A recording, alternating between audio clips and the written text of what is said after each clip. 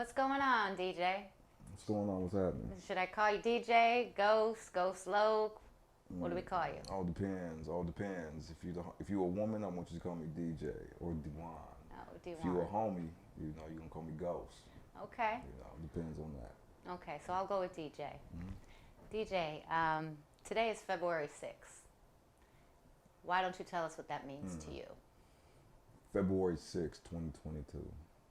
February 6th was the day I got arrested in 1986 on a drug charge when I was a juvenile.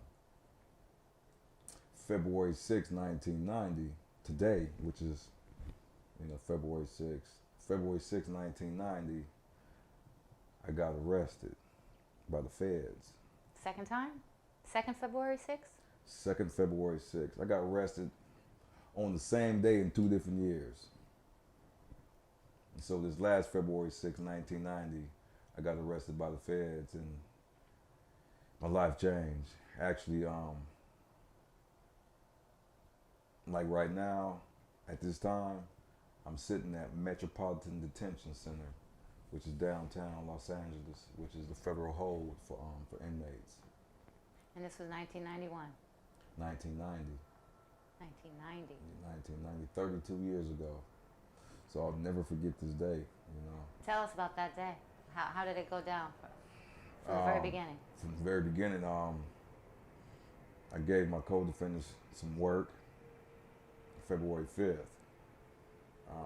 Got everything set, sent them off on the Greyhound bus. Went home, got fucked up, excuse my language, but I got faded, smoking blunts and drinking Jack Black.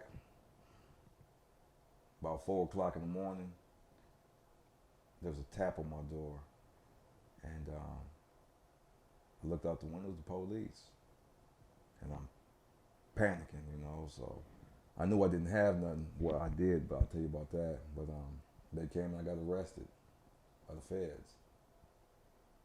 Did they come in and ransack the place, or they just took you straight out and that was Oh, it? they came and ransacked the spot, I was 19 years old at the time, and they came and ransacked the spot. They found one of my homeboys laying on the couch, tore my house apart, found it was some money, and So they got you on the money? yeah, but this is what happened. What happened was I got arrested, and by the feds, man. They took me to Metropolitan Detention Center at about 6 in the morning, and yeah, it was a hell of a day, hell of a day. Take us through it. How was it? Well, I got arrested, and I went down to the Parker Center. That's where the feds were, the Parker Center downtown, or the Glass House. Went down there, and I'm telling them, I ain't saying nothing. And as soon as I walked in, I saw my co-defendants handcuffed to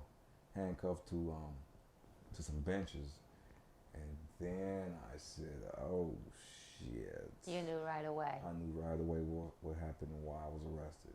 At first, I thought it was my neighbors because I'm a young cat. I got all this stuff, but I never kept too many people around the house. I lived around, I guess you could say, white folks. You know what I'm saying?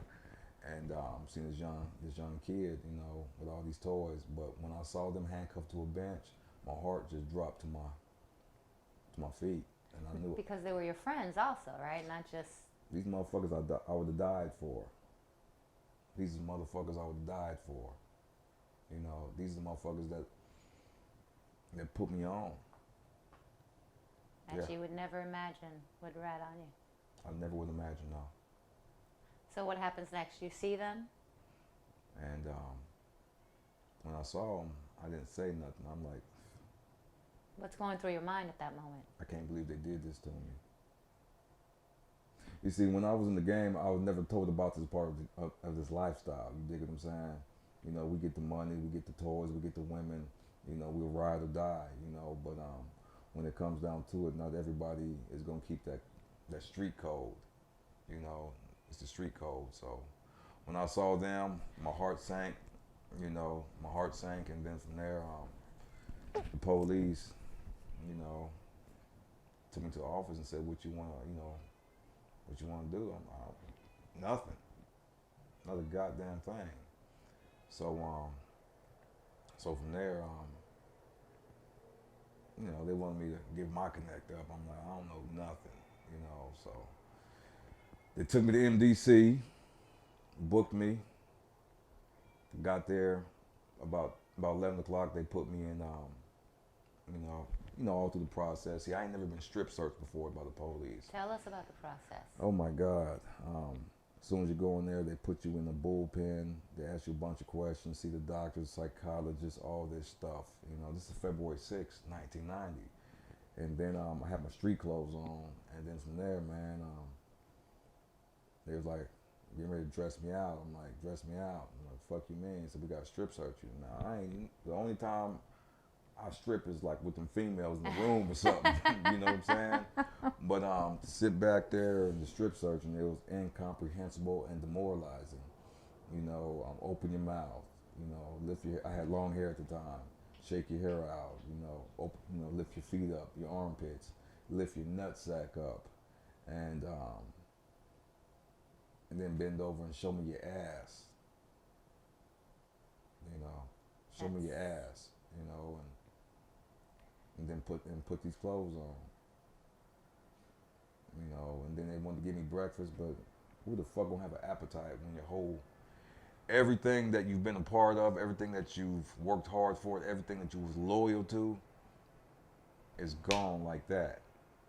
And worse of all, by people that you had been loyal to and trusted. And motherfuckers I would die for, yes. Yeah. Motherfuckers I would have died for. I wouldn't be here right now. If they was in trouble, I was gonna pull that heat out. You know what I'm saying? And so everything I believed in at that time was a fucking lie. It wasn't the truth. There's no loyalty in that shit. And so they put me on the floor. I went to the floor and they gave me my cell. So once they give you your cell, what's the next step? I just looked out the window and looking at Alameda, the 101 freeway. People going to work and shit like that. So. And you stay there waiting for your day in court? Is that how? I needed to be charged, right? Oh. And so, my high was coming down. That bud I was smoking, that Jack Black, all that was starting to come down. So I laid down and went to sleep. And next, the CO or correction officer is like in my door, calling my name, talking about I got to go to court. And I ain't, they put them leg irons on, belly chain, handcuffs, in a loud ass bullpen with a whole bunch of other people that looked defeated. You know what I'm saying? And I went to court and they gave me the charges that I was charged for. And that was still February 6th. That was February 6th, about 11 o'clock in the afternoon. I went in front of a magistrate. $4 million on bail. That's what they. $4 million. Yeah. Was your bail? It was my bail, but they reduced it to $2 million. Why so high? See, at the time, you got to understand this was the war on drugs. They wanted everybody. They wanted you to feel safe by putting people like me who sold, drugs in prison, saying that they're doing a good job on the war on drugs. So it wasn't actually a war on drugs because there's no poppy fields in Los Angeles. Right. All the poppy fields are in South America. But in order to make America feel safe, they put, the war on drugs. It was actually a war on blacks and Latinos. So I sat in front of the judge, and and they were like $2 million, and this fucking public defender that they gave me because I needed to have one. Right. And he was like, they'll reduce it. So after that, I went back to the bullpen. You dig what I'm saying?